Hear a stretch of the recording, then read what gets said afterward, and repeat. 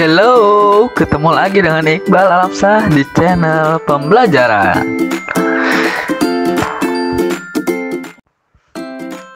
Hari ini kita akan membahas mengenai tema 4, subtema 3, pembelajaran yang ketiga. Kita mulai pembelajaran anak-anak, yuk!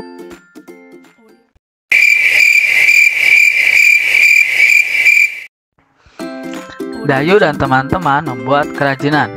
Mereka membuat karya membentuk dari tanah liat. Banyak benda yang dapat dibuat dari tanah liat. Ayo mengamati. Perhatikan gambar di bawah dengan teliti. Lihat di sini ada gambar apa saja. Apa saja kerajinan yang dapat dibuat dari tanah liat? Teko dan cangkir. Tuh. Kemudian tempat pensil. Ada lagi boneka dan vas bunga. Coba kalian sebutkan kerajinan yang lain yang terbuat dari tanah liat. Lalu tuliskan pada kolom komentar. Apa saja bahan dan alat yang dibutuhkan dalam membuat kerajinan dari tanah liat? Apa saja ya kira-kira? Plastik tanah liat, alat pengaduk, alas, air, dan model kerajinan. Tahukah kalian cara membuat kerajinan dari tanah liat? Mari kita baca petunjuk berikut dengan nyaring. Cara membuat kerajinan dari tanah liat. 1. Siapkan tanah liat dan air secukupnya. Kemudian 2. Siapkan triplek atau papan kayu sebagai alas. 3. Siapkan gambar rancangan model. Kemudian tempatkan tanah liat di atas triplek atau papan kayu sedikit demi sedikit. 5. Pijat-pijat bahan hingga mendekati bentuk yang diinginkan. Nah, jadi untuk membuat bentuk harus dipijat-pijat. Kemudian tambahkan bahan jika kurang. Sebaiknya kurangi bahan jika berlebih. Nah, sempurnakan bentuk dengan alat bantu. 8. Berikan sentuhan akhir dengan pembentukan detail dan dihaluskan. Kerajinan dari tanah liat merupakan contoh karya 3 dimensi. Tahukah kalian ciri-ciri karya 3 dimensi? Ya, memiliki panjang, lebar, dan tinggi. Kemudian dapat lihat dari segala arah. Dari samping, dari belakang bisa dilihat. Kemudian, ayo mengamati. Dayu dan teman-teman telah selesai membuat kerajinan dari tanah liat. Coba amati gambar di samping. Kerajinan Dayu berupa vas bunga. Vas bunga Dayu berbentuk prisma. Prisma merupakan contoh bangun ruang. Masih ingatkah kalian ruas-ruas garis pada bangun ruang? Tentunya kalian masih ingat. Kalau begitu, mana saja yang merupakan ruas-ruas dari prisma? Pada prisma segitiga di atas terdapat ruas-ruas garis AB, BC, AC, DE, EF, DE, AD, BE, dan CF. Nah, selanjutnya ayo berlatih. Tunjukkan ruas-ruas garis pada bangun ruang berikut. Nomor 1. Bangun ruang prisma segitiga. Mari kita tunjukkan ruas-ruas garisnya. Ruas garis BC, CD, BD, FG, GH, FH, BF, CG, dan DH. Jadi bangun ruang prisma segitiga mempunyai 9 ruas garis. Nomor 2, bangun ruang 5 segi 4. Mari kita tunjukkan ruas-ruas garisnya. Ruas garis AB, BC, CD, AD, kemudian AE, BE, CE, dan DE.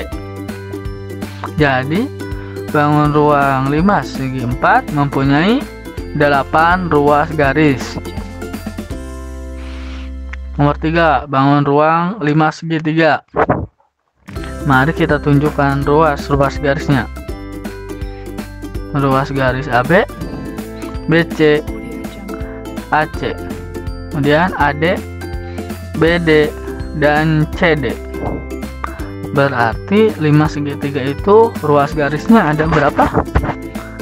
Ada 6 ruas garis ya, bawah 3 ke atas 3. Sekarang 5 segi 5 ada berapa ya? Mari kita tunjukkan ruas garisnya. Ruas garis AB, BC, CD, DE, dan AE.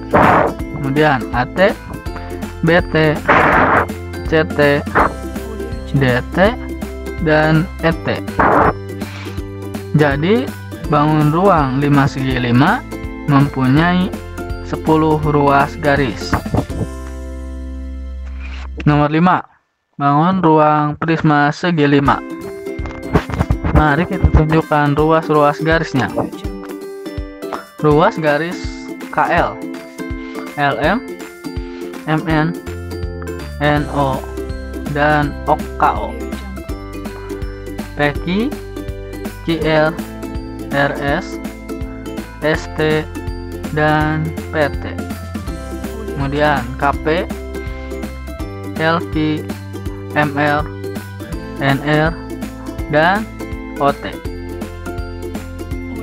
Jadi bangun ruang prisma segi 5 mempunyai 15 ruas garis. Selanjutnya, ayo mengamati. Membuat kerajinan dari tanah liat dapat membuat lingkungan menjadi kotor. Setelah membuat kerajinan, lingkungan harus segera dibersihkan. Dengarkan dengarkan teks percakapan berikut. Teman-teman, tempat kita menjadi becek, kumuh, dan banyak bercak-bercak tanah. Tempat ini harus kita bersihkan kembali. Betul, Dayu.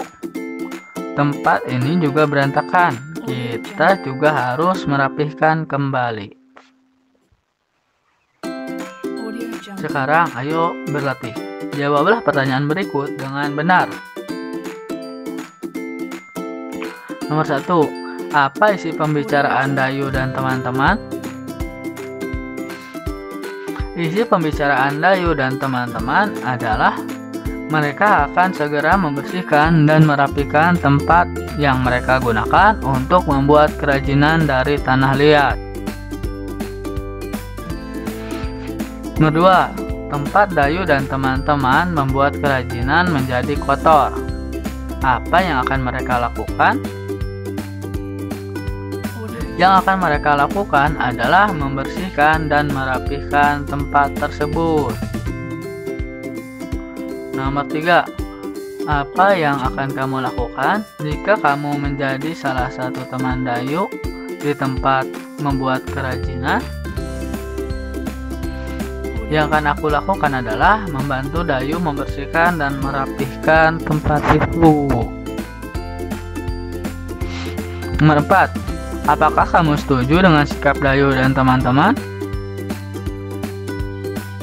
Ya, saya setuju. Nomor 5.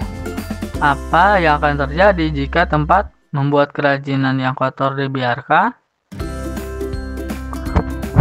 Tempat kerajinan akan menjadi kumuh dan tidak nyaman untuk membuat kerajinan berikutnya. Sekarang ayo berdiskusi. Isilah teka-teki silang berikut dengan benar. Nomor 1, mendatar. Tempat yang berair. Jadi apa ya tempat yang berair? Ya, becek. Nomor 2, menurun. Noda atau kotoran berupa bintik-bintik kecil. Apakah itu? Ya, bercak. Kemudian 3, menurun. Kotor dan tercemar. Apakah itu? Ya, kumuh. Sekarang ayo membaca teks dengan nyaring. Tempat yang kumuh dan becek harus dibersihkan. Tempat yang kumuh dan becek harus dibersihkan. Tempat kumuh membuat lingkungan bau. Bau tidak enak akan membuat tempat tidak nyaman. Udara di sekitar menjadi tercemar. Pencemaran lingkungan bisa menimbulkan penyakit. Tempat yang becek juga dapat membahayakan diri.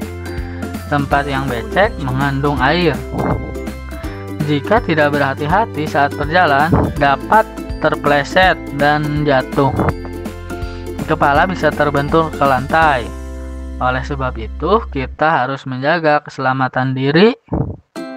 Caranya dengan menjaga kebersihan lingkungan agar tidak kumuh dan becek. Informasi apa yang kalian peroleh dari isi teks tersebut? Informasi dari teks tersebut adalah tempat yang kumuh dan becek membahayakan keselamatan diri. Cobalah untuk menemukan informasi yang lain. Berikutnya, ayo mengamati. Amati gambar berikut dan hubungkan dengan lingkungan sekitarmu. Sekarang, ayo menuliskan. Buat hasil pengamatanmu terhadap gambar dalam bentuk laporan sederhana seperti minggu kemarin. Tuliskan hasil pengamatan kalian pada kolom berikut. Misalnya, lingkungan yang becek dan kumuh. Nah, kalian amati apa saja. Lingkungan yang becek dan kumuh sangat tidak enak dipandang mata. Lantai yang becek dan barang-barang yang berantakan dapat membahayakan keselamatan diri. Lingkungan yang becek dan kumuh dapat menjadi sarang penyakit. Kalian bisa menuliskan sesuai dengan pengamatan kalian. Sekian pembelajaran hari ini, tetap semangat dan jangan lupa selalu rajin dalam belajar.